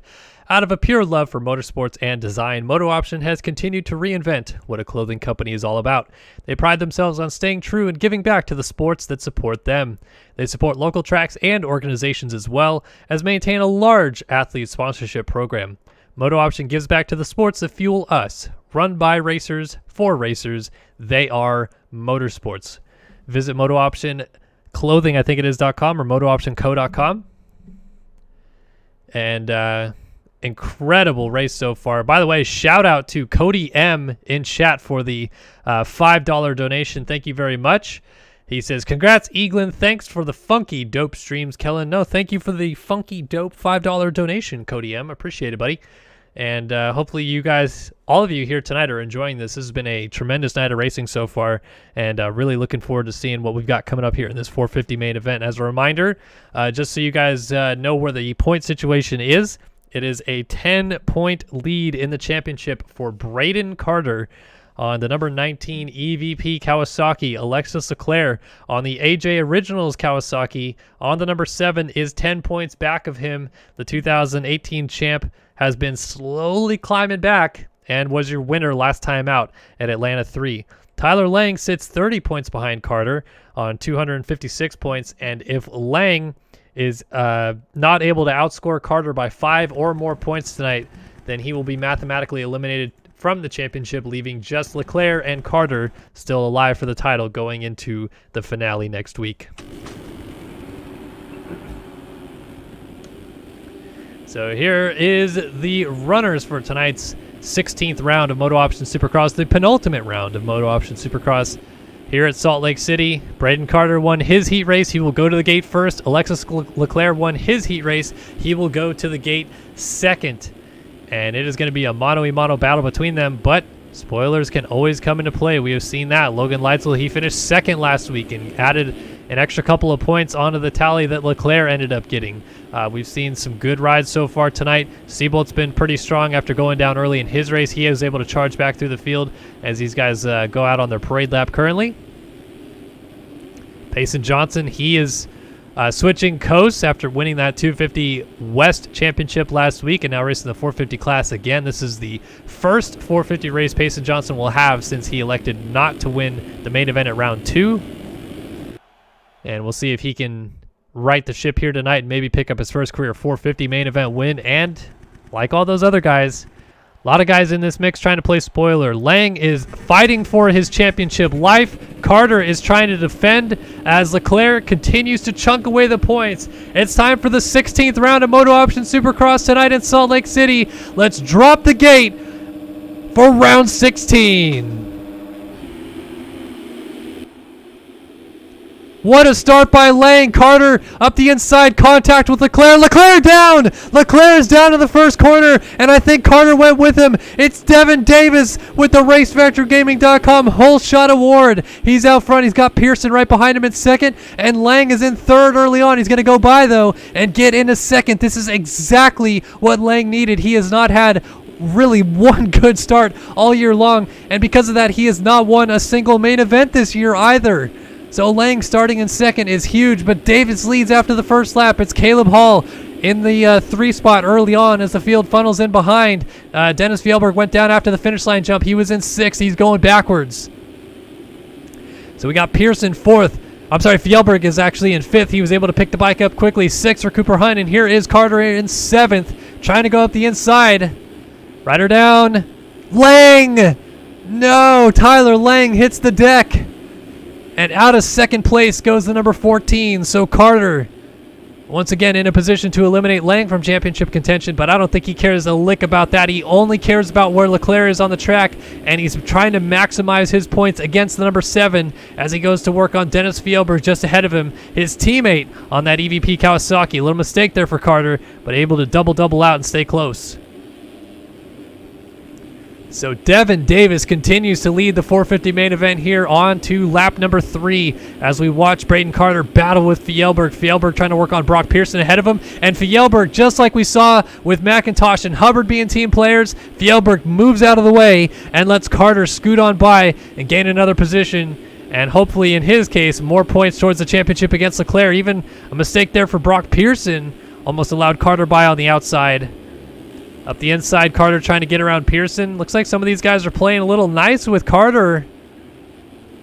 And always talk about having friends versus having enemies on the track. And Leclerc, throughout the years, he does definitely have quite a few friends on the track, but he's also created a few enemies for himself, and that just makes it that much harder to get through the field. Carter has not really ruffled too many feathers in what is his first full season of 450 Supercross. And because of that, he is getting a bit of a free pass here tonight as Fjellberg lets him go by, and Payson was very generous with him. But he's up to 3rd now. Leclerc looks like he is weaving through people back there, but how about it for Devon Davis, the SwapMotoLive.com number 29 machine. He has been at this game for over a decade. He has restarted more main events in this game than any other rider in MX Simulator history. And unfortunately for his sake, he has never won a 450 main event in this class. Could this be the night, with the championship scenario up in the air and Carter and Leclerc focusing on each other, that Davis gets a whole shot and starts checking out? This would be a huge, monumental step in his career, so late into his career as well, after being at it for so long. A little off track there, but Davis continues to lead, and now coming under attack for second. Caleb Hall dealing with pressure from Carter from behind. Lot of racing left. Let's see if Carter pushes the issue early. Yes, he does. He's just going to try to move Hall out of the way. A little contact right there, but up into second goes Carter. And away he goes. And I noticed as well, Leclerc went down again. He is a little bit further buried back. He just made another pass. He's up to 13th spot. So as a reminder, Leclerc, if Carter outscores Leclerc, I should say, by 17 points tonight, Carter is the champion, and we already know the situation with Lang and being eliminated from the championship, but Leclerc, he needs to get some points. As he currently runs in 13th, I believe he is sitting on 10 points in 13th spot. So that is still just enough to keep him mathematically alive for the championship if he finishes 13th or better, but he just moved up to 12th. It's going to be another point in his favor, and he's working on Jeremy Kohenauer ahead of him here.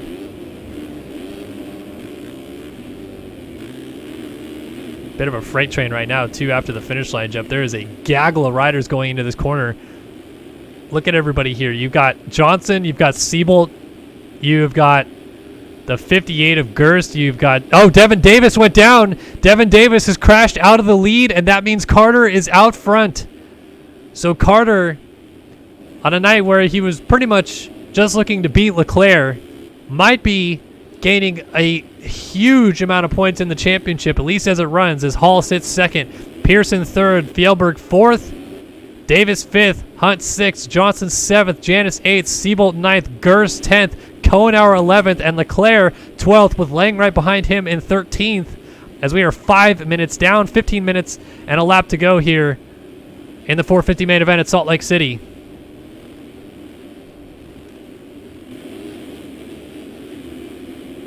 And this freight train is going to be so interesting to watch, to see mainly how Leclerc deals with getting through them, because with Carter out front extending his lead, all he's doing is just making life so much easier for himself, that if he continues to get this gap a little bit further out, he can crash and still maybe be in the lead or be in second place. Whereas Leclerc, he can ill afford another crash at this moment. He has got to go, and got to go in a hurry. He is trying to get around Kohenauer still, and Lang is right there. And finally, he gets around Kohenauer, and Seabolt went down as well. That's going to be a huge plus for Leclerc. Seabolt would have no doubt been one of the other riders that would have been tough for Leclerc to get by quickly. Seabolt, always very fast, the defending champion, losing his #1 plate at the end of this season, though.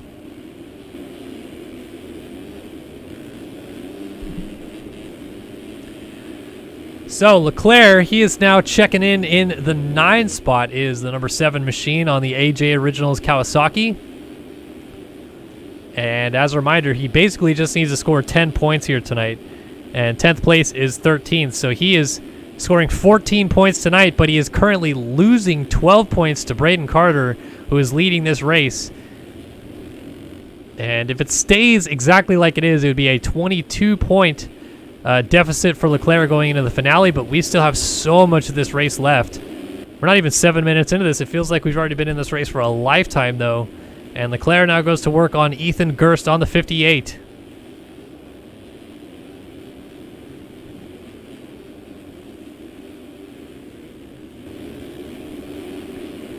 Gerst trying to defend. Leclerc goes inside. He's just taking nobody's crap right now. He puts Gerst on the ground to get into 8th spot. He is going to the front at all costs at this point. He does not want to continue to watch these points slip away from his grasp.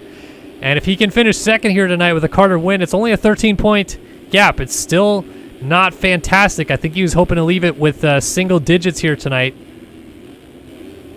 But a second place would be huge after this start.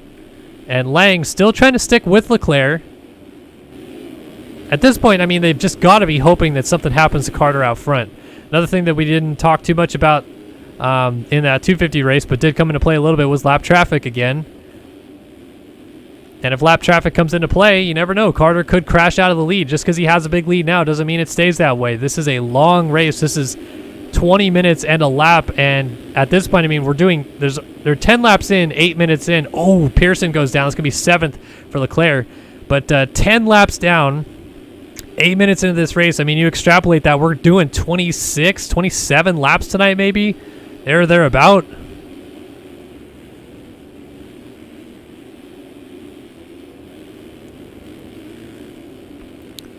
Lang is just funneled in right behind Leclerc, who I'm surprised hasn't moved forward as quickly as I thought he would. He punts Matthias Janis kind of out of the way right there. I wonder if Janis is going to just punt him back because he didn't like that. But a double pass in the end. He got around Cooper Hunt as well. Cooper Hunt, shout out to him. He is riding fantastic right now on that atom.com number 38. Dealing with all kinds of pressure from some heavy hitters. And as mentioned, Lang is just trying to go with Leclerc. So now he is behind his teammate Janis. And Leclerc has moved up into the 5 spot. He's trying to run down Devon Davis ahead of him in 4th. Then it's Fjellberg in 3rd and Caleb Hall still in 2nd on the 561 Panini Motorsports Underground RC machine. As Carter continues to lead the race going the opposite direction there. He has lapped Dunavant and Kerr, I think that was, going on the Yamahas there. Ooh, a little short on that triple. And the faster company that Carter gets into, the more challenging it will be to lap them, obviously. Fjellberg trying to close up on Hall a little bit. Devon Davis also keeping it close. And Leclerc has caught Davis quite quickly. So Leclerc on the 7, wasting little time as he is now right up behind Davis. I think this is going to be his chance. He's going to go over the finish line jump and just go right up the inside. I cased the finish line just a little bit, or else I think Davis was probably over the berm right there. It's just Leclerc's mantra. This is how he he wants to get to the front. He doesn't want to waste time. He doesn't want to sit behind somebody, funnel into their pace.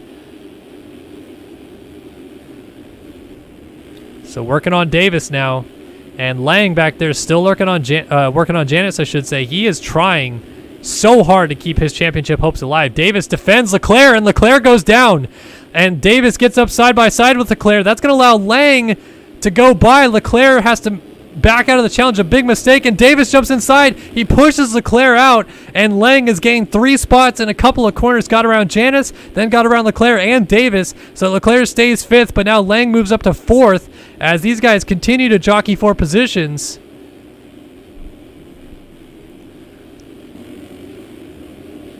All these guys going back and forth, shuffling spots, and Leclerc just trying to get away from them at this point. Devon Davis, one of those guys that definitely not going to push over quite easily. I don't think Leclerc putting an aggressive pass on Davis is one of those things that Davis just goes, oh yeah, it's Leclerc, it is what it is. Like, I'm not going to be able to pass him back. I think Davis wants a piece of that number 7 again. And Lang, I mean, for what it's worth, he has done pretty much exactly what he needed to do after that early crash. It's unfortunate that the crash happened, or else he might be in a position to win this race. Oh, man, Lang almost went through the front of the bike and then got stuck in the berm, so Leclerc goes up into 4th. Next up will be Braden Carter's teammate. However, it's Leclerc's former teammate and fellow European resident. Also, Norway's Dennis Fjellberg sits in 3rd, matching his number, the 2014 250 national champion. And Leclerc trying to reel him in. Caleb Hall still is in 2nd as he has just been clicking off the laps here. A fantastic ride for the 5'11 Panini Motorsports rider. And Carter going the other way has finally gotten through some more lap traffic, and he is going to be loving every second of that as he watches the time click up as Hall has to deal with them next. Here is Fjellberg, and Leclerc coming in behind him with Lang still right there. A quick shout out though to No Touchy to Hutchie in chat, a $20 donation. He says, thanks for all the broadcasts this year, Kellen. No, thank you seriously for the $20 donation, and honestly, thank you every single one of you guys who have showed up this year in record numbers to make this one of the best years of MotoOption Supercross that we've ever had in terms of a live viewership audience. You guys show up in massive waves every week, and love to see the donations, but also just love to see you guys here and interacting, chatting with each other, talking about the race, getting excited about MotoOption Supercross. All these guys that play this game, that race and sim, they love to see how into it some of you guys are with the support of certain riders, or cheering for just a good race or what have you. Is oh wow, what just happened right there? Leclerc up the inside got kind of, I don't know, just bounced off the top of by Fjellberg. Looked like Goomba in Super Mario right there as he just kind of bounced off the top of him, kind of bopped him on the head and pitched him up in the air, kind of bouncing Mario up onto the next ledge or something like there. Lang able to go around, but then went off the track, so Hall still 2nd. 16 seconds down to Carter. Lang 3rd, and Leclerc in 4th. Trying to get around Lang. Fjellberg lost some time, obviously, in all that chaos, and more or less I think all these guys are getting slowly defeated as they're watching the time click away and realizing that Carter is just being flawless out front. And as a reminder, with Leclerc currently in 4th right now, that's only going to score him 19 points compared to the 26 that Carter's going to pick up. So that's going to be a 7-point swing, pulling it out to a 17-point lead in the championship going into the finale for Carter. Which, it's big. It's not insurmountable, but it is definitely big. And in this 450 class this year, it's been so unpredictable. We'll see, though. Leclerc, he's trying to get a couple more points in his favor, though. If he gets around Lang here, he'd pull it down to just 15. And, of course, with Carter winning, Lang will be mathematically eliminated no matter what happens. So, at this point, Lang more or less is playing spoiler for Leclerc. Like, he is being a bit of a pick here for Carter and keeping Leclerc behind him to get onto the podium. Leclerc is tired of it. He's going up the inside. Doesn't even have to push Lang wide. Just the thought of going up to the inside of the corner. Lang backed out of the challenge, went wide. So Leclerc moves up into third and is going to try to close up on Caleb Hall next. Hall has Alex Kerr right behind him, but Kerr is a lap down.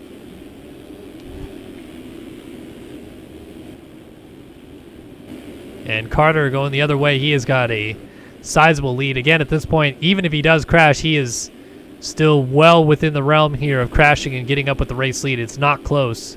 And Kerr is making life difficult here for Caleb Hall. And Hall goes down. Leclerc has to cut the track to go by them. But Leclerc goes by into second, and Lang goes into third. So after being on the podium for 15 minutes of the race, Caleb Hall gets taken down by lap traffic. And that may have just cost him a podium. And you can see it was not sitting well with him going to the next corner. So as it runs, Leclerc has now clawed it down to a 13-point deficit. And Carter's making some mistakes. It's not anything overly huge. And Lang's up to second. Hall's up to third. Leclerc just went down. Wow. So Leclerc, the second he gets into second place, goes down again. And it's still unraveling a bit here for the Frenchman. And next up, he's going to try to get around Hall, who suddenly is back in a podium position, just like he was. But Lang, I think, is maybe going to be too far up the road unless a crash happens for Leclerc to straight up get to. A mistake there for Hall. Leclerc's going to pull alongside. And watch, he'll cut this corner off here, or he'll try to at least. Cut back underneath, double in, contact and down! Hall gets into the side of him, and the lag bubble this time hurts Leclerc as it punts him harder into the ground. So Hall now gets up ahead of Leclerc, coming up behind these guys. Look at that's Johnson and Seabolt now coming into the fray, and this is going from bad to worse for Leclerc. He has got some heavy hitters suddenly right behind him, and again, they don't care about the championship picture. They just want the most points, the best position that they can get. And a couple riders went by. I'm going to have to take a look here. So Carter leads. Lang second. Fjellberg now third. Kohenauer is up to fourth. Caleb Hall is fifth. Leclerc back to sixth. And that's... Oh, wow. Caleb Hall gets absolutely punted by Alexis Leclerc. And Leclerc now back into fifth. And Caleb Hall is going to be fuming as he was in second for much of that race. A lap rider got in his way, and then now he gets it together with Leclerc. I mean, it wasn't Hall's fault. Like, it was incidental contact, and then the lag bubble took him down even harder. So Leclerc, in a fit of rage at this point, I guess, is just trying to get as many positions as he can, but Payson Johnson's trying to get around him. Payson Johnson, fresh off of his championship, wants a piece of Alexis Leclerc for fifth. And he's going to get him. Leclerc has to square back, but Johnson has got him. Incredible scenes here as Leclerc is falling apart a bit. And he's down. Oh, and Seabolt hits him and falls off the bike. So Leclerc is making a few too many mistakes here. And suddenly Kohenauer has been thrust into fourth. Fjellberg is on the box in third right now. Lang is in second. And Carter, unbeknownst to him, there's just chaos happening everywhere behind him. Kind of jumps off the berm there, but he's got a sizable lead still.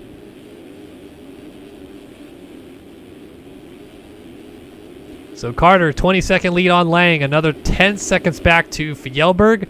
Couple seconds back to Kohenauer.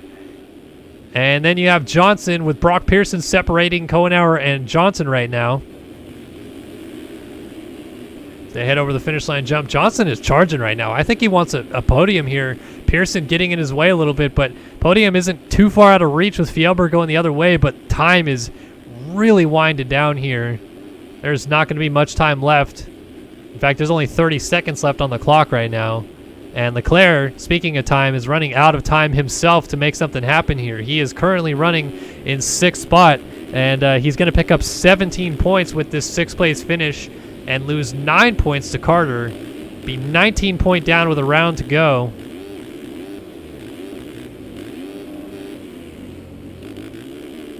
A 55.5 last time by. He did up his pace a little bit from what we were seeing. But he is going to be livid, I think, after this race. not only to go down in the first corner, but then coming through the field the way he did, he was making some aggressive passes to get there, but then, you know, aggressive passes back on him, then gets together a couple times, a couple crashes. He finally got in a second, crashed by himself. It just piled up against him and not going his way here tonight in Salt Lake City. For what it's worth, the white flag is about to wave for Carter out front, and for Carter, it will be his 5th win of the season, I believe, as white flag should go out any second now. There it is. White flag waves. Lang watching his championship hopes disappear. Fjellberg here with Johnson and Leclerc. Leclerc is still hounding Johnson, and at this point it is for 4th, I think, because I think they got around somebody else that was mixed in here.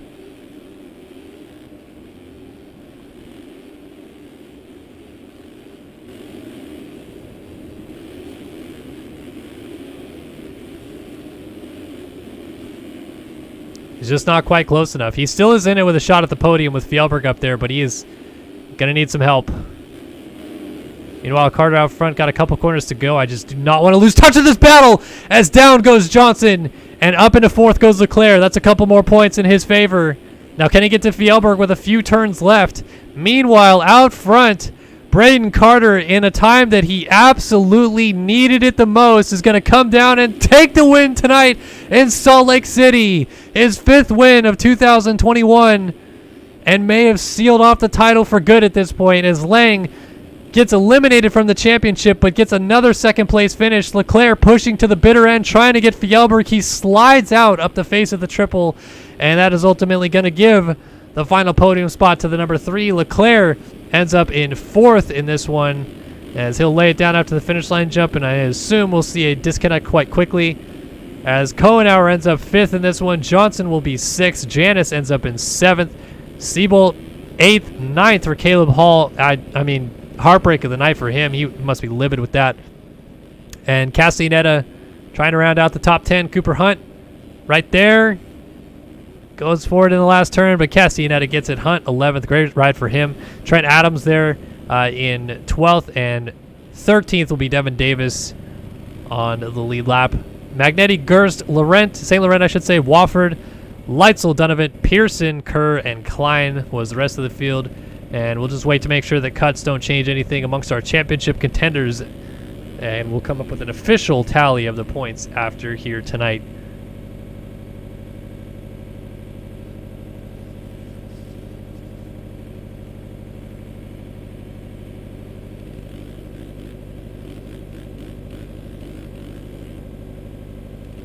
And cuts are in, and it does not change. Wow, it was really close, actually. Fjellberg had 2.2 seconds of cuts, and amazingly, Leclerc didn't have any, even after I saw him go through the top blocks a couple times. But as such, the final points of the night read with Carter getting those 26 points, the max points total, and Leclerc ending on 19 points. So that is a 7-point swing in the championship, and we head to the finale in Salt Lake City with a 17-point gap. Tyler Lang has been mathematically eliminated, and as it sits right now, there are only 2 championships still alive as we go to the East-West Showdown next week. Of course, Payson Johnson clinching the 250 West Championship last week in Atlanta Motor Speedway. And we saw tonight that Colby Eaglin and Jacob Hubbard, they had their battles. Hubbard was just able to keep the championship series alive in a crazy finish there in that 250 main event. And then, of course, this 450 main event just ended up. So it's a 17-point deficit going into the finale there for Alexis Leclerc to Braden Carter. And it's a 25-point deficit for Jacob Hubbard to Colby Eaglin in that 250 East Division. Otherwise, championships are set. Everybody else has been mathematically eliminated. Johnson has his championship, and next week we'll crown a couple of other champions in Salt Lake City too, and we're looking forward to seeing you guys then. Same time, same place. We're going to be live here 6:25 p.m. Pacific, 9:15 or 9:25 p.m. Eastern. I can't even just English right now. Crazy night of racing. we'll do that to you. But yeah, we'll see you guys next Wednesday, same time, same place, like I said, for the finale. Salt Lake City 2 East-West Showdown, 450 championships decided. A whole lot of fun will be had, and we hope to see you guys then. Want to give one final shout out to all of our sponsors, and of course, every single one of you guys that donated tonight and made this racing evening a lot of fun. One quick final shout out. Devon Davis says, $5 donation. Can we get a petition to get Seabolt banned from racing with ping that nearly crashes games? So Davis, not too thrilled with Jeremy Seabolt out there, but he did lead a few laps tonight and looked pretty good at the beginning. Unfortunately, he came home 13th in the end of it. So your winners tonight, Colby Eagland and Braden Carter, your 2 championship leaders, extend their points leads heading into the finale next week at Salt Lake City, and we look forward to seeing you guys then. So thanks for stopping by, guys, tonight, and we'll see you guys at Salt Lake City 2 next Wednesday. Bye-bye for now.